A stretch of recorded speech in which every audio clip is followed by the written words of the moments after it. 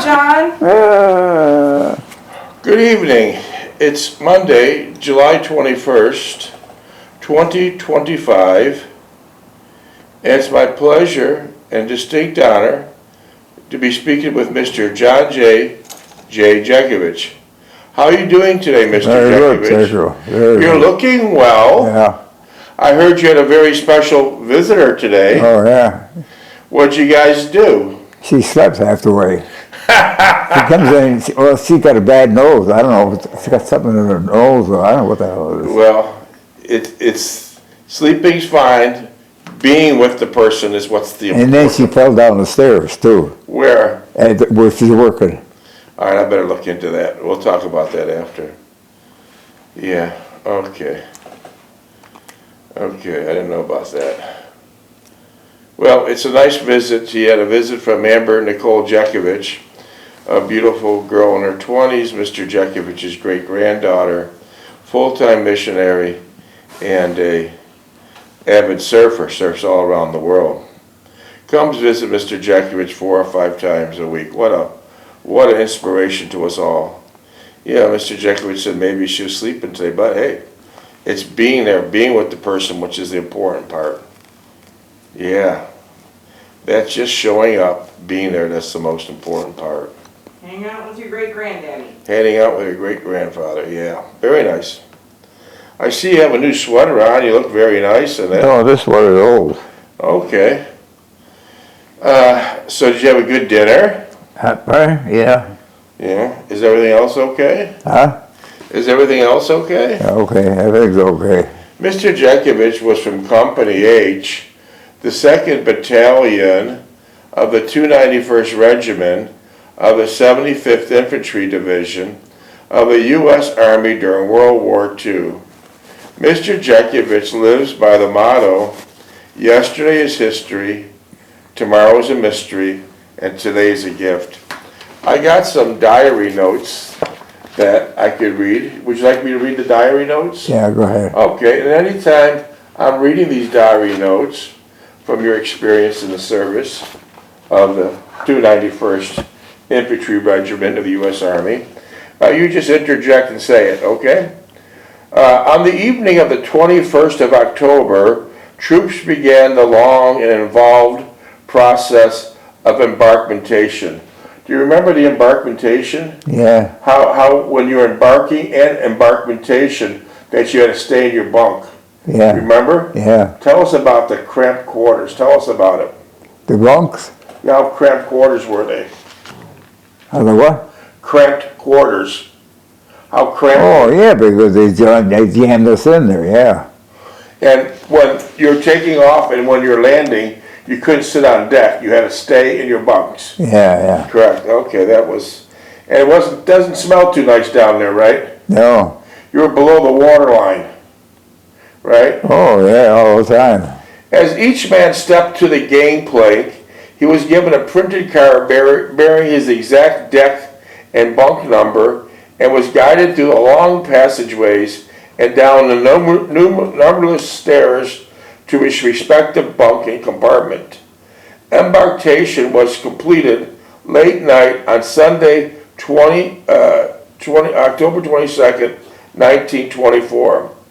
The United States Army Transport, Edmund B. Alexander. You remember that? Yeah. What was the Edmund B. Alexander prior to being a troop ship? The what? What was your troop ship prior to being? A Luxiliner. Yeah. A Luxiliner. Carrying the 291st Infantry to the destination to which had been pointed for 17 months, the European Theater of Operations. Yeah, wow. ETO. Yeah. ETO?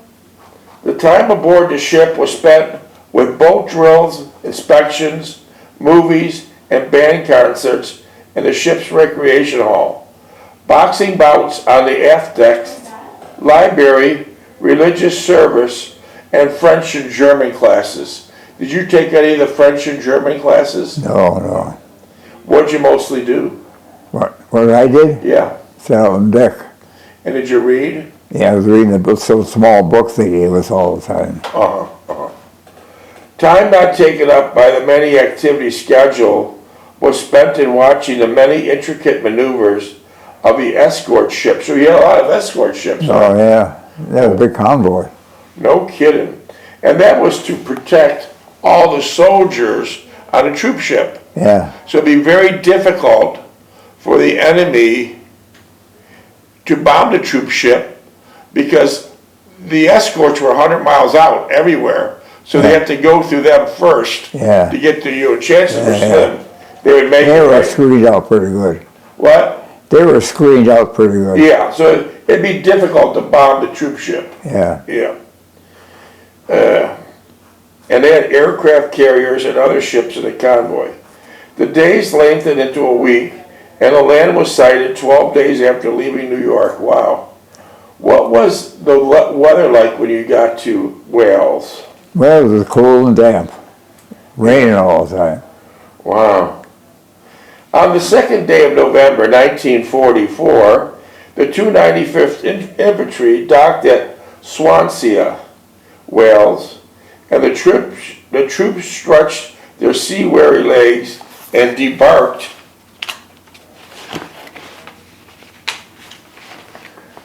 land for a brief few minutes. Did it feel good to get off that ship? Oh, yeah. Did many soldiers have sea sickness? The what? Did many soldiers have sea sickness? No, not too many, no. How was the food on the ship? The what? How was the food on the ship? Basically, it was about limey ship. So it wasn't very good. No, no. Okay. And then in train for the final destination, battalions and companies were segregated according to the previous plan and sent to one of the 8 camps which had been set up in the area near Haverford West, Pembroke, and Tenby, Wales. Units were billeted as follows: the Angle Camp, the 3rd Battalion, all companies; Haverford West, HQ and HQ Dot Company, 2nd Battalion; Pekin Camp, number 1, Service Company; Anti-Tank Camp, Cannon Camp; and the Company Picton Camp, F&G companies. And Sodstump Camp, HG and HG Company, 1st Battalion; Lamprey Camp, B and C Companies, Pembroke; D Company, Cresley HG and HG Company, 291st Infantry. Wow, a lot of different camps, wasn't there? After a brief period before the troops put individual and organizational equipment into shape and began to get acquainted with their new environment, an intensive period of training was begun. What was the training like? The train? The training. What training did you have in Haverford? The 25-mile hikes. Right? The rifle range, fire your guns and everything else. Zero man. What kind of gun was assigned to you at that time? I had a pistol and a BAR, not a BAR, but a machine gun. I see. Did a machine gun take 2 or 3 to operate it? The whole crew, yeah, whole crew. About how much did the tripod of the machine gun weigh? 135 pounds. Jeez. How much did the machine gun weigh? How much did the machine gun weigh? The machine gun weighed a lot too. It was a lot. It had water in it. Okay, yeah, I remember you mentioned in a few readings back that it was water cooled. Yeah. But now you're upon the coldest winter of record. The water would freeze. What would you do? And we put antifreeze in it. Okay.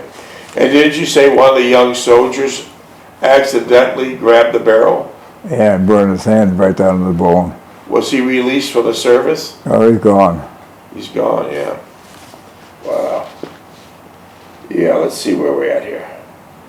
The mission of the regiment was to assemble its equipment and prepare for combat.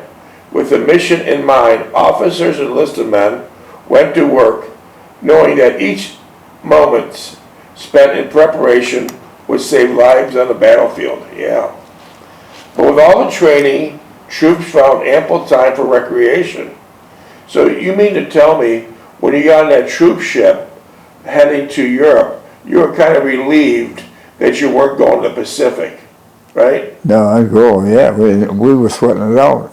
Because anytime someone would ask the commanders where you're going, They don't tell you. they won't tell you. No. So you thought, like a week before getting on the Yeah. troop ship, that you might just as hell be going to Pacific. You didn't want to go to No, I Pacific. don't go to the Pacific, no. Yeah. The Japs are crazy over there. Yeah. Okay. But with all the training, troops found ample time for recreation. The broad green valleys of the Wales provided excellent football and baseball fields. Several boxing shows were scheduled in available halls in the vicinity of the camps. Dances were held in nearby towns, and sending of several hundred men on passes to London on 2 different occasions was a high spot of the stay. Wow, did you go to the dances? Oh, yeah. Is that where you met Gene Roland Young? Oh, yeah.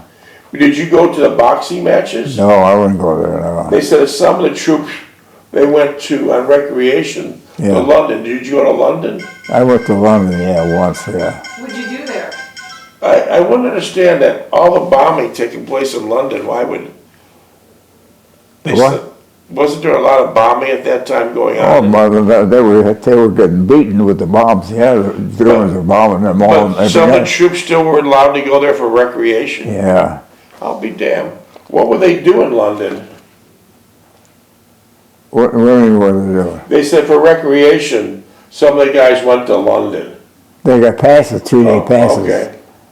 Final orders were received to proceed to combat zone. Reluctantly, with the eagerness for battle that was evident in all ranks, the 291st Infantry left the hospitality of Wales and the British Isles. Hospitality of Wales and the British Isles. So they treated you really nice there, the people of Wales. Oh, yeah, they were nice to us, They're a yeah. good group of people, aren't they? Yeah, yeah. I'll be damned. For the moment, personnel was split into 2 sections. A small group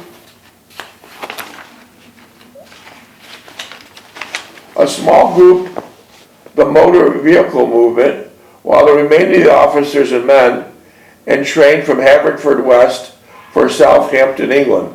So you did your training in Haverford West. Yeah. I'll be damned. At this bustling southern England port, troops embarked across the English Channel on passenger steamers, while the vehicles which occupying drivers were taken by LSTs. What's LSTs? Lion Crest Steak. Oh, wow. The channel crossing was completed without mishap, but a slight delay was experienced off the coast of France. Because of the tremendous water traffic in the harbors of northern France, it was not possible to dock for several days. Wow. Yeah. You couldn't dock for several Yeah. days, jeez. On the 13th of December, 1944, most of the troops disembarked at Le Havre, France, and left by motor. Le Havre. Say that again? Le Havre. Okay, thank you for the correction. Le Havre, France, Yeah. and left by motor for Saint Pierre, France, where a bivouac was established. Immediate repositioning was began, 16 minutes. and additional clothing and equipment was drawn. Much of it is a preparation for the cold weather ahead. Did you get the proper clothing? Yeah, You yeah. They were issuing us clothing now, yeah. It was fully expected that the regiment would take its place on the line of the United States Ninth Army, but the Germans began an all-out offensive in Belgium. Wow. Changing all the plans. Yeah. On the 19th of December, the 291st Infantry departed from France by motor and rail. Did you ever take the trains? You know. Just 6x6s? Yeah, those old trains they had there, yeah. Did you go on them? Yeah. How'd they pack you in? Huh? They Packed packed jammed you in there, yeah. Yeah. Was there much fresh air in there? No, they closed the doors when you're Close going. the doors, no windows. No. Holy shit. Holy shit. And by rail to take you to place in the action against the Belgian Bulge. Okay. Okay. Wow, you had a lot of snow. Yeah. God, you had a lot of snow. Okay, here's your combat diary. 19th December, 1944. After 5 rain-filled days. Wow, that's hard to believe. Rain-filled days. Yeah. Didn't you say on the rain-filled days that you tried to take cover in a barn and then a patent came up on you? Yeah, we checked, posted hide the Jeep very good. Because he spotted the Jeep. Was Post your driver? Yeah. And he didn't camouflage it. No. So what happened next? Patent spot and then trying to find out where we were. Found us in a stupid barn. And what did he say at that And point? it's 3 o'clock in the morning, raining out. He says, get your ass out, get go to the next checkpoint. Go, go, go, go. Wow. Did you ever see him again after that? Yeah. Yeah. Let's see. Wow. Infantry and truck for a 15-mile trip to Yamato, France, in training at the point for its first 40-8 ride. Train number 5, comprising the 1st and 2nd battalions, was loaded to capacity. The trains holding the 3rd battalion and special units was just as crowded, with much of the space occupied by equipment and rations. Yeah. So you did a lot of training. Yeah. You did a lot of train rides. Following the 2-day ride, the 291st troops reached their destination in Belgium. Wow. With the German troops threatening in the Ardennes following the breakthrough, 291st men could foresee immediate action. So now you're realizing that there's going to be immediate action Yeah, to take this is place. going to be it. There's Yeah. no more delays, right? No more practice. No more practice. Yeah. Here we go, diary, 21 December, 1944 diary. At 9 a.m., 900 hours, 12 minutes. on the 21st of December, the troop train of 40s and 8s pulled into the station at Bilsen, Belgium. 1st Battalion troops detrained here, and a brief march was made to the neighboring town of Martenslind, where billets were secured for the night. Other 291st troops billeted for the night in Belgian towns of Tongres and Hospet. The hospitality of the Belgian people was very impressive. Yeah. So they're good people. Yeah. Happy to see you. Yeah. The next day was spent in turning all excess equipment to various companies' supply in preparation for a tactical move. The move was not long in coming, for late that afternoon the troops moved up by truck en route to the tip of the Belgian Bulge, where the Germans were still driving forward. Wow. Diary, 23 December, 1944. Following a 12-and-a-half-hour truck ride from the previous night, the 291st troops took up a defensive position near Tahone, Belgium, with the counteroffensive by the Germans still going strong. Roadblocks were established and alert defenses maintained. The 24th of December, which was Christmas Eve, found the entire regiment in the process of assembling prior to being committed to its first action. The situation was not very clear. The enemy was reported everywhere. So at this point, the Nazis are everywhere. Yeah, they were dressed in our clothes and everything. Yeah, and tell us how that went. Yeah. Did you catch any dressed in your military uniforms of the No, army? no. How'd you like give them away if you did come in contact with them? How did you find out they were fakes? What? When the Germans were dressing in American uniforms, how would someone find out that they were They were fake? treated. They shot them right there. Shoot right there, yeah. The men, geez, here we go. The men were conscious of one thing. The intense cold and the constant fatigue due to the loss of sleep. You didn't have much sleep. No. Wow. Necessitated by nightly moves. So you're moving all night. Oh, yeah. The one heartening sight was the thousands of planes of the United States Air Force seen during the day pounding on the German lines. So you've seen, at that time, a lot of U.S. Air Force Yeah. pounding on the German lines. And British were pound during the day and the Americans were pound at night. I see, wow. It must have nothing was left in Germany, Yeah. just shambles. They were hitting factories. Oh, yeah. United States Air Force seen during the day pounding the German lines with the greatest air bombardment of the war. But as the men bedded down on this Christmas Eve, some in open fields, so some of you guys on Christmas Eve were living in open fields. Some of them are, yeah. Some in barns and houses. You didn't go in a house, right? No, no. Why not? They were told not to stay out of the houses. Go to the barns, but don't go to the houses. They got them zeroed in. Each one had their thoughts of home. Each one had his thoughts of home and his loved ones there before dropping off to sleep, amid the thoughts of what the tomorrow would bring. Oh yeah. Here we go. Diary. Christmas Day, 1944. Wow. Christmas 1944 found the 1st Battalion dug in at Somme-Loos, Belgium.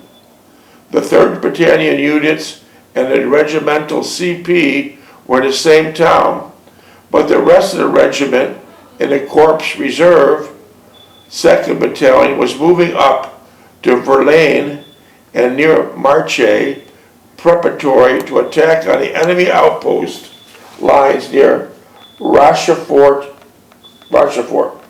Christmas 1944 was the same as any other day, so it's no different than any other day.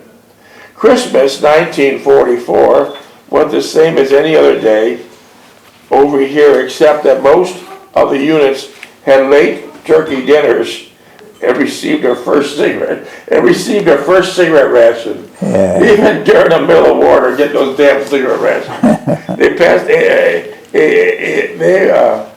The Red Cross passed out those cigarettes like candy bars, right? Yeah. Here we go. Diary. 26 minutes. 7. Here we go. Diary. 26 December 1944.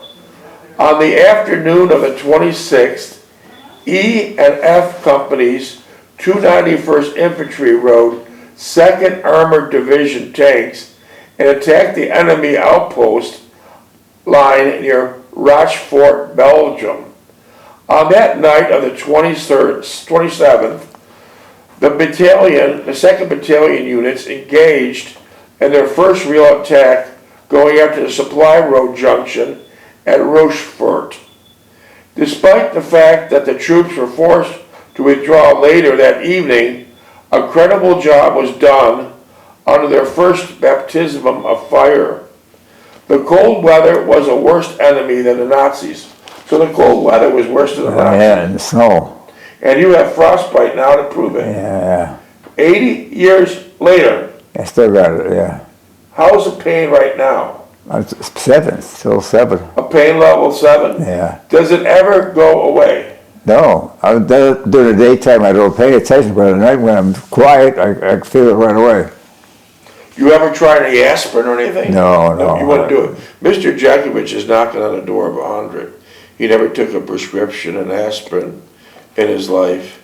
He jogged for 80 years, and he reads 3 newspapers still every morning. No glasses. Without any glasses. And he still has enough power in his right arm. If you'd shake your hand, he could possibly knock you to the ground. Don't shake his hand. Pardon me? You don't want to shake his hand. Yeah, you don't want to shake his hand. He'll knock you to the ground. All right, let's see. The cold weather was the worst enemy than the Nazis, and frostbite and trench foot cases increased. So you got frostbite, you got trench foot. Yeah. Jesus. What's What's the difference between the two, John? Frostbite, Yeah, and trench foot. What's the trench difference? foot is when your foot, you go to bed with wet socks on and sleep all night. Frostbite is where you get frostbite with the weather. Okay. But despite almost unbearable weather conditions, morale was surprisingly high. Wow. Diary, 29 December 1944. Vaux, Chanvon, Belgium. In this little shell-scarred Belgium town, 1st Battalion got its initial taste of combat, relieving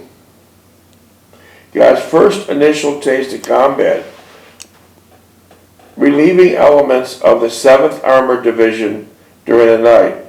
1st Battalion troops took over defensive positions at this town in the vicinity of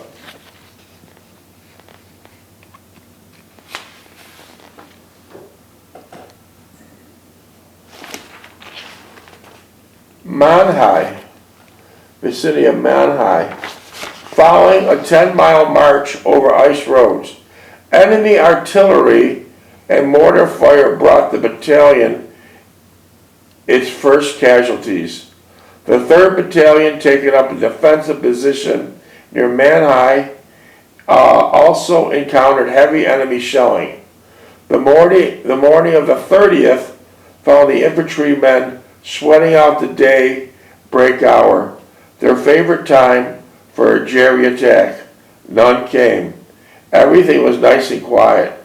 But at 10 that morning, in the 1st Battalion area, the Germans began a merciless artillery and mortar shelling. Remember that? Yeah. It was fucking nonstop. But this was nothing 3 minutes. But this was nothing to the New Year's Eve salute our own artillery guns unloosed on the Heenies. Wow. That was a bad day on New Year's Eve. They were just bombing like hell. Here we go. Diary, 1 January 1945. New Year's Day, 1945. Not too much to celebrate. The intense cold and the fatigue were beginning to tell. In foxholes now, for 4 days, the men began to complain of lack of feeling in their hands and feet. Yeah. Yeah, frostbite. Yeah. Damn. In the foxhole now for 4 days, the men began to complain of lack of feeling in their hands and feet. That morning, C Company saw the first German soldier. The 3rd Platoon captured one of the supermen who apparently got tired of giving his all for the Fuhrer. He came out of the woods with his hands up and calmly gave up. Wow. Minutes, please.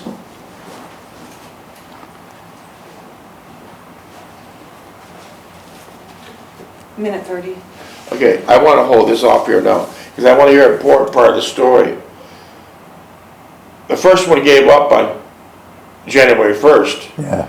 But tell us why you're sitting here today, how a young Nazi soldier was in the trench and he had a drop on you. Tell us what happened. What does that mean, a drop on you?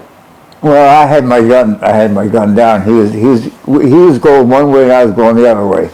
And we met in the middle, we were in the trench. He looked at me and I looked at him. Yeah. He smiled, turned around, went back, turned around, walked back. But being a drop, it means he could have got you first, right? Oh, there. yeah. So he basically saved your life. Well, he was my age, too. Yeah, and you each gave a smile and one went one way. Yeah. He turned his back to you, knowing just by having a glance at you, you weren't going to put a bullet in his back. Yeah. Yeah, I hope that young soldier, whoever that might be, had a long It and gives me shivers. had a long and healthy life. Yeah. Could you Yeah, describe? they had me cold. They had me cold.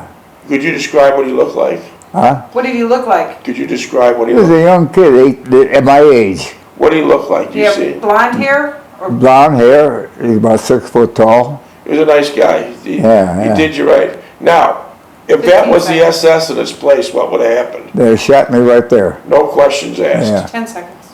They wouldn't have took an enemy. They wouldn't take him Right prisoners. to the head. Right to your head. Yeah. So that's why you're here today. That's why I believe there's more good